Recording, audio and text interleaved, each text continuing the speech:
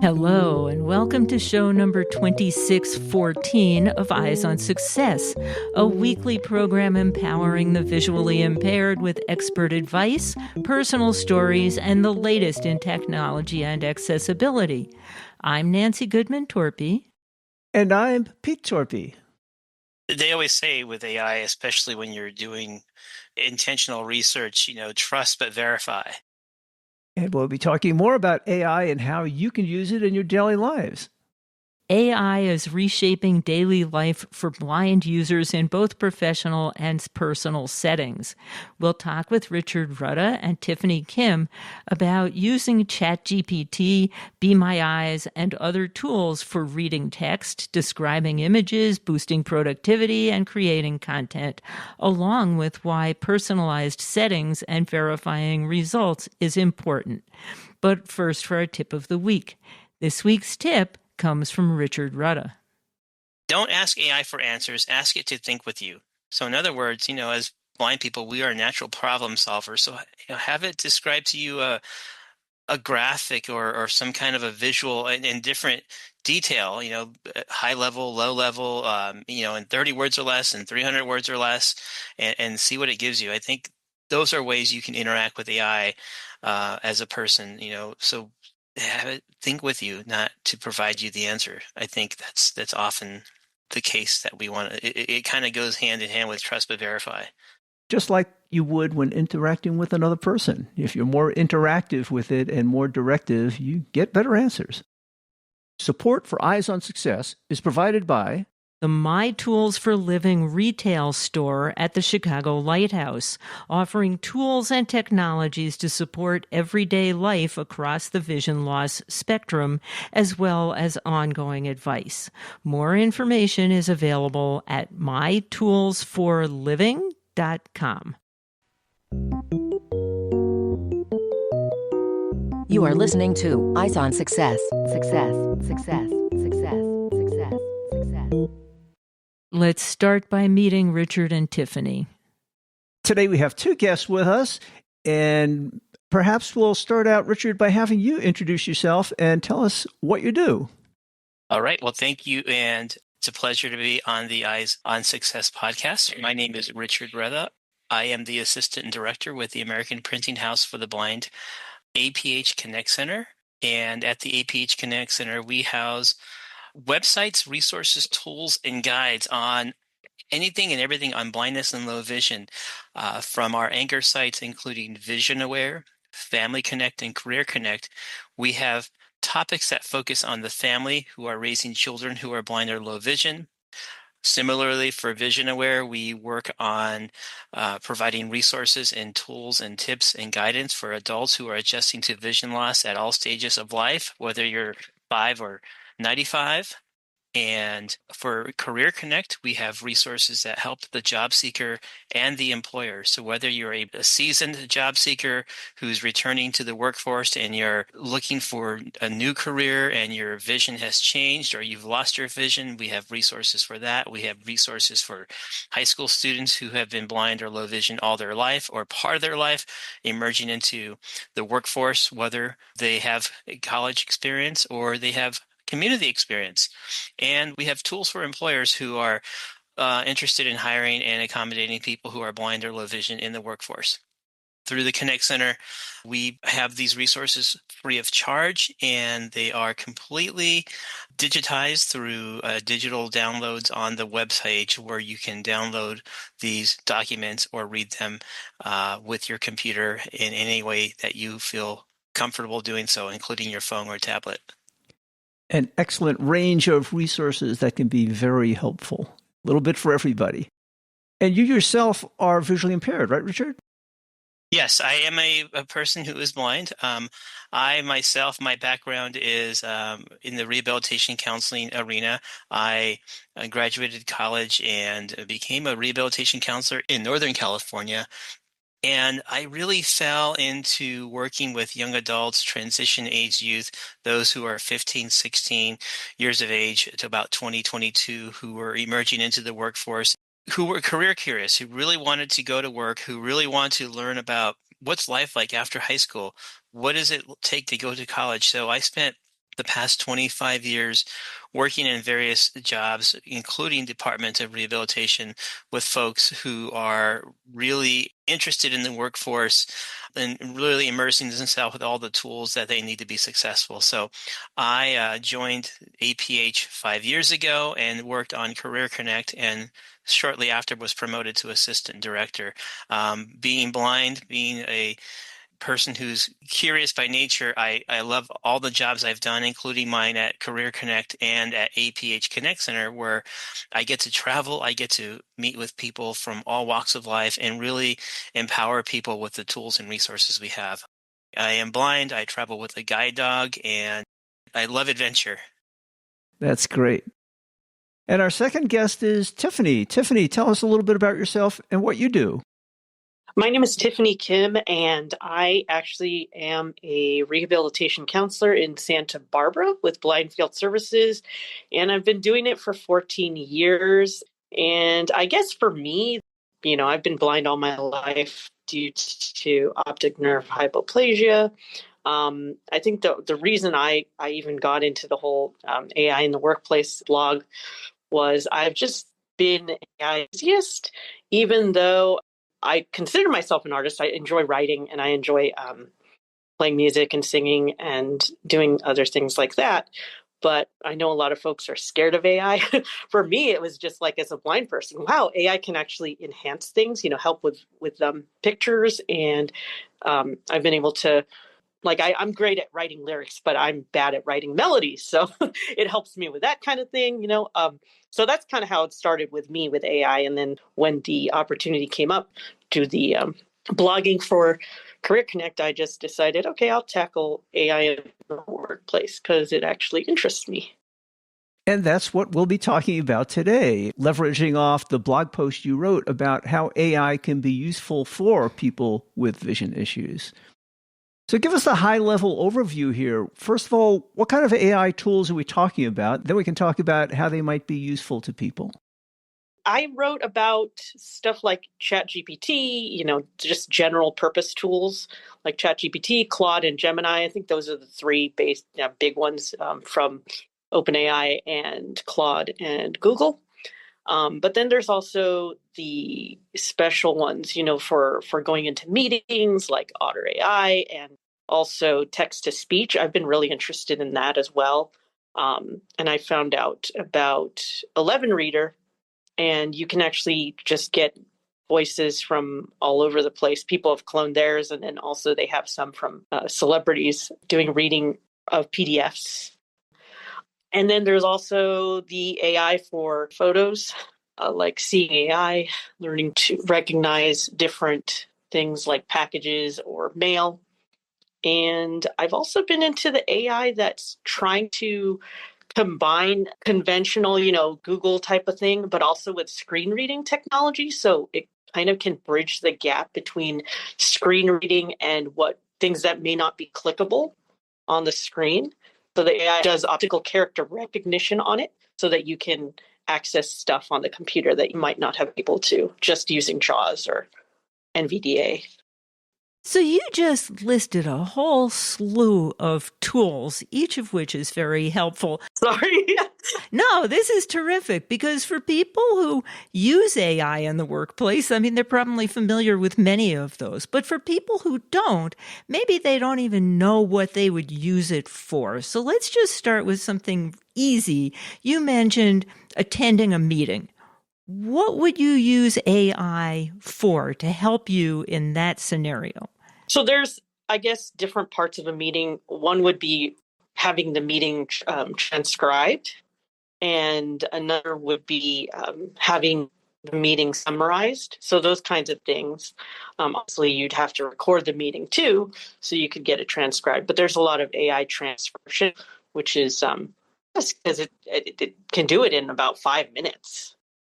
And that can be very useful to someone who's visually impaired because sometimes it can be an issue taking notes, particularly, you don't want to take it in Braille and you don't want to be speaking into some microphone to take notes. So it's good to be able to get a transcription, look at it later, and even get a summary and ask questions about it. For sure. And that's useful for virtual meetings as well. So we're doing this interview over Zoom.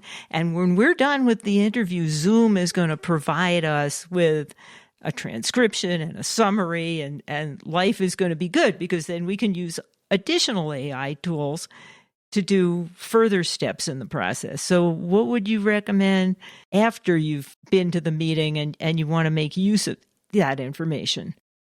So what I tend to do, I mean, if I have taken notes at all, then I'll take my notes and go to an AI like ChatGPT. Well, at work, it's Copilot because they want to make sure it's all secure.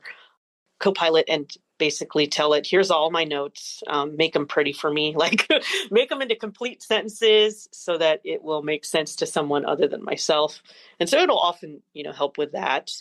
And it can also look through your notes and just kind of tell you what the most important things are, especially someone like me who just likes to take everything down and look at it later and go, oh, why did I write down the, schedule for lunch tomorrow? It's funny you should mention that. When I was in graduate school, I had just lost all of my vision when I started graduate school, and I couldn't see the blackboard. And it was hard to get the professors to speak everything they wrote on the blackboard. And so I would ask one of my other graduate school friends to take notes for me. And, maybe I could read them on my CCTV later on or have someone transcribe them. And I found that I would listen to the lectures and kind of understand what the professor was talking about, where they were going. I get the notes from my friends, and they were kind of like, what's this all about? Why'd they write this? And I'd go back to them and say, what does this mean? They say, I don't know. I was so busy taking notes, I wasn't listening. So it can be useful even for sighted people to get a transcription and, have it organized by some kind of AI later on so they can actually pay attention. For sure. So you also mentioned some of the common tools that everybody uses, like ChatGPT, Claude, Gemini, and you also mentioned other tools like Be My Eyes. And I've often found that some of the tools that were specifically designed for people who are blind give responses that are more appropriate to people who can't see. So if I ask Gemini to describe a picture, it may describe it one way, but I get a much more useful description from a tool like Be My Eye. I was wondering if you had any comments about the differences between the various tools in that regard. Yeah, I agree with you because I have noticed that if it's Be My Eyes, sometimes it'll tell you things that the larger mainstream tools won't be able to tell you. Like I've asked, okay, so is this person, I'll just tell it, it's me in the picture because it is. And what does it look like? My expression, I'm curious to know, or how old do you think I am? It'll answer that kind of thing. Whereas I feel like some of the others, like maybe ChatGPT might say, I'm not allowed to see your face or something like that. And I found out about a new one. It's called Pixie. Well, I don't know how new it is, but it's called PixieBot, where you can actually get the images and use all these different types of AI models just to see which one will describe the picture the best. Because some models are censored and then some are more descriptive. Some are designed for photos. So it's really cool. And you can also do videos with it as well. Yeah, PixieBot is kind of unique in that regard. We actually did a show on that last year sometime. The other thing that I've come to realize is these AI models have started having some settings where you can sort of personalize it to yourself and tell it how you would like your responses. So I described to Gemini in the profile settings that I am blind if it describes an image, how I like the image described, and then that I use the JAWS screen reader. And in my chats, when it's telling me how to find something, a website, it'll often describe the JAWS hotkeys, how to get there and navigate the site, which is kind of interesting. So you can personalize these. Oh, that's awesome. That is great. Yeah, that can be very, very useful and get those ordinary models to act more like it was customized for the blind. Do you use some of these tools also, Richard? I do. I do use ChatGPT. I do use Be My Eyes. I do working with content all the time, such as the blog that Tiffany put up for us at Career Connect at APH. We use ChatGPT to look for form and flow, not to write or rewrite things, but to suggest headings, and we do a lot of things with search engine optimization so that when people are searching for the topics they're interested in, our content comes up first. So we really engage with search engine optimization and we do ask ChatGPT or other things to give us, what are the keywords people are searching? So we put those keywords in sometimes in the heading or in the topic or in the tags, if you will. And so we're using ChatGPT a lot as an agent for that kind of work. I personally love Be My Eyes to snap a photo and grab a photo of something, whether I'm walking in a hotel lobby just to get briefly oriented, or if I'm looking at the thermostat in the hotel room. I say that because this is for work travel, and it really helps me do things, at my timing with my autonomy at play. So I do use things like that. And the other thing I do use a lot are the wearables. I mean, a lot of folks are wearing glasses with AI built into them, whether it's Meta or others.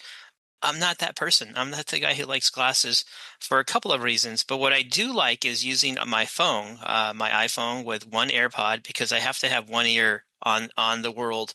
And I've always been that way. So what I find is I use Be My Eyes. I use Ira, their Access photo thing. I use Seeing AI with Microsoft, the Swiss Army knife of everything that's out there, from describing currency to colors and things. And then the other thing I use, Tiffany talked about PixieBot. I use one that's relatively quiet and new called ScribeMe, and they have one of the best live AI agents out there. So when you're in video mode and you say, "What's around me?" this female voice is describing to you your environment. As you walk through your environment, it's telling you what's on your left, what's on your right, and what's in front of you, whether you're at a shopping mall or at a food court or in a coffee shop. It's really, I think, one of the best ones out there, and I use it a lot. How much data is it using? I don't know. Is it privacy protected? I don't know, but I like it. And it's what the glasses are doing, but on the phone. And that's how I choose to interact with AI, kind of on my level. At my comfort, I guess. So when you use the phone like that, do you wear the phone in a lanyard around your neck? Sometimes I do, because I am a guide dog user. So often I'm working the guide dog with the harness in my left hand.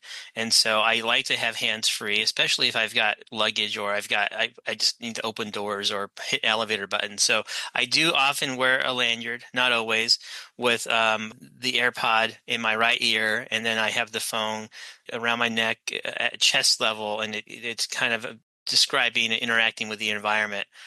The only challenges with these is if you're in loud environments, the AI feedback is going to pick up that and stop halfway through on what it's describing to you. So sometimes I have to say, please describe to me the environment, and then I hit the mute button so it doesn't pick up that background noise and stop midway between. So it's a work in progress, but I'm figuring it out. One advantage of using glasses is that they really are hands-free and they're kind of looking where you're looking. But as you said, I can understand why Meta may not be your first choice. I've heard pros and cons about how well that works, how good the descriptions are for a blind person, etc. I guess you learn these things from experience, and eventually it turns out that, whether or not you would have thought of this in the first place, it's just more comfortable for you to do it in a particular way. Absolutely. Nice to have options these days. Speaking of options, Tiffany, you mentioned the Otter app, which does some excellent voice transcriptions from what I hear. But there are other options. I understand that one can record the Notes app on iPhone these days and get the iPhone to make transcriptions for you. I usually use transcriptions for when I used to do a podcast. Interestingly, we've started making transcriptions of each episode of Eyes on Success, and people had requested that years ago, but it was difficult years ago. And these days, the tools are so good that it doesn't take an inordinate amount of work, so we've started doing that. And that's easy to do within Microsoft Office, to just hit a couple of buttons. It does an excellent transcription for you. And then I had AI write a nice Python program for me to get all the timestamps out of it, merge the speakers, put in some titles and things like that. So AI can be helpful in many regards. What other favorite tools would you want to tell people about, Tiffany? I guess for me, I'm not sure what AI is because some people think certain things are AI. So for me, like the 11 Reader app that I have been using, I've been enjoying that, but they are AI voices in the sense that, they use AI to clone the voices or make voices or design them. But then, all the text is read aloud. So it's kind of like Voice Dream Reader, I guess, but maybe a little bit more advanced in terms of the voice, the voice options. So that's one of my favorite ones. Yeah, it can be very nice to listen to some of these AI voices rather than the usual speech synthesizers we get with our devices because they're a lot more expressive. They understand the context sometimes of what they're reading. It gives a more pleasurable experience, I would guess. Right.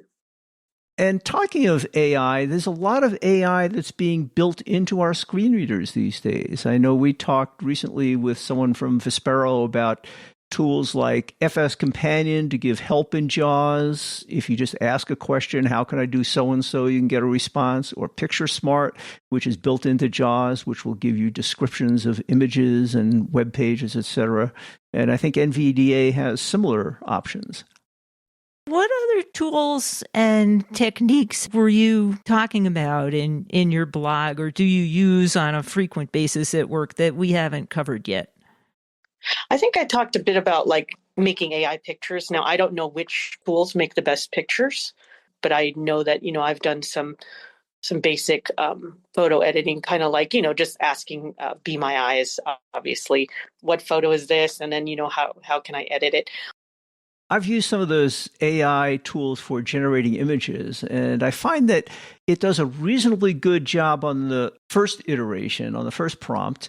But then if you want to modify it, you can modify it slightly. But if you do that too much, it kind of gets lost in the weeds and goes off track. And I think that happens in general with some of these tools like ChatGPT, Gemini, Claude, etc.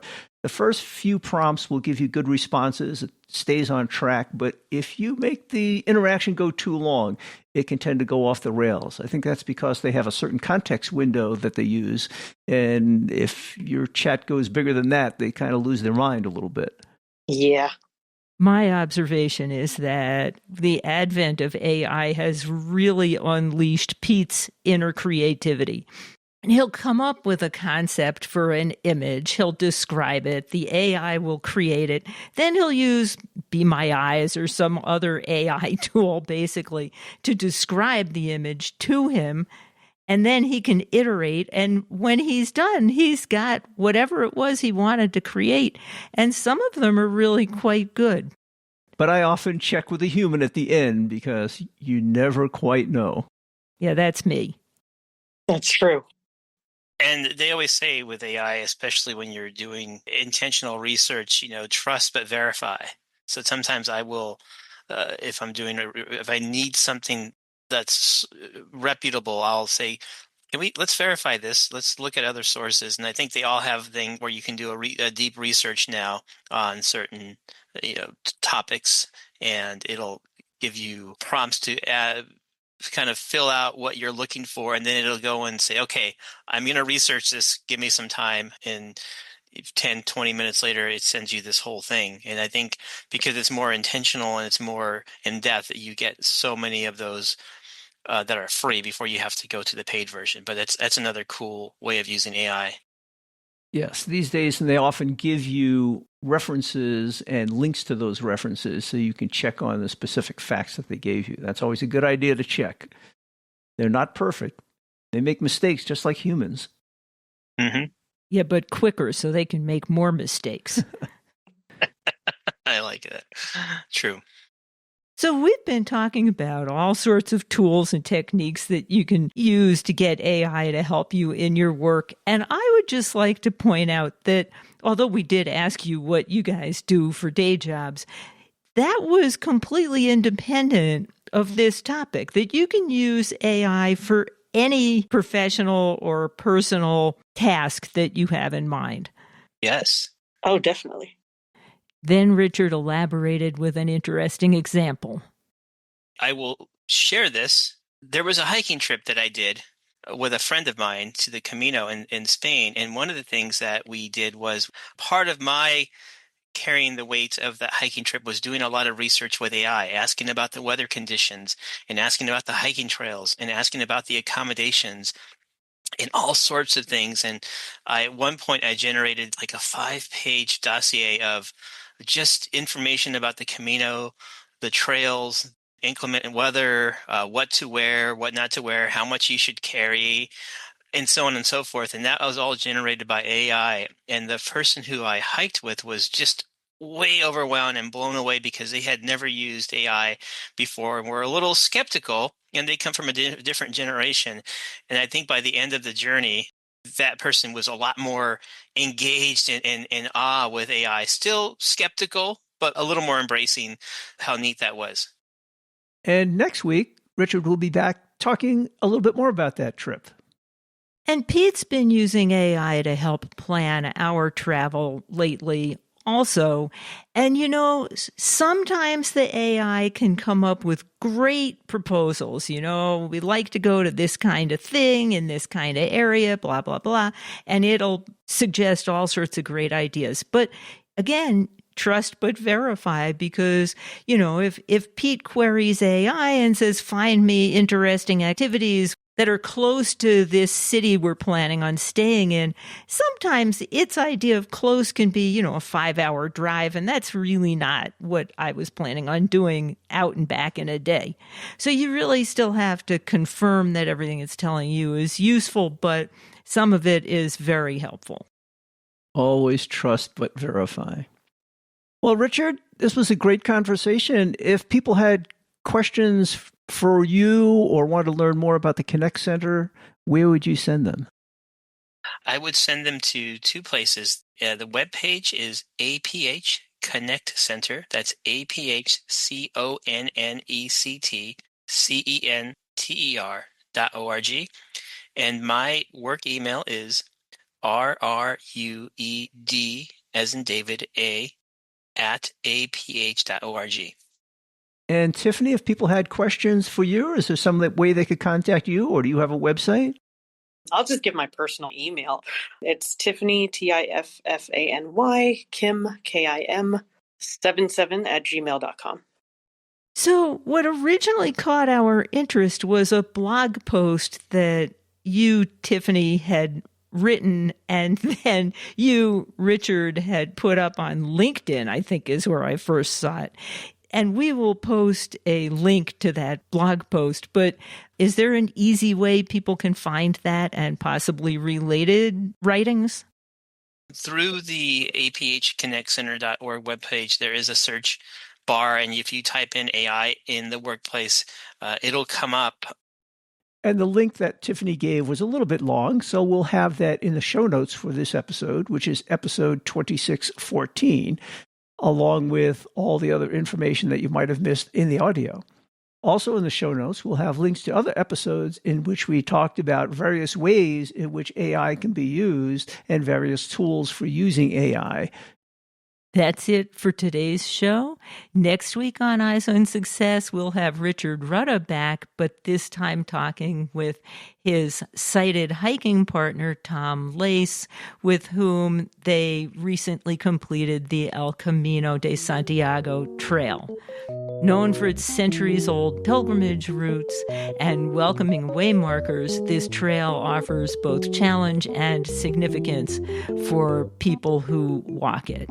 We'll talk with Richard and Tom about their hike, cultural encounters, safety strategies, and how teamwork and planning supported their memorable walk. You've been listening to Eyes on Success, available wherever you get your podcasts. For show notes, resources, and more information, visit our website at eyesonsuccess.net. Thank you for being part of our community. Until next time, I'm Peter Torpey. And I'm Nancy Goodman Torpey. Thank you for listening.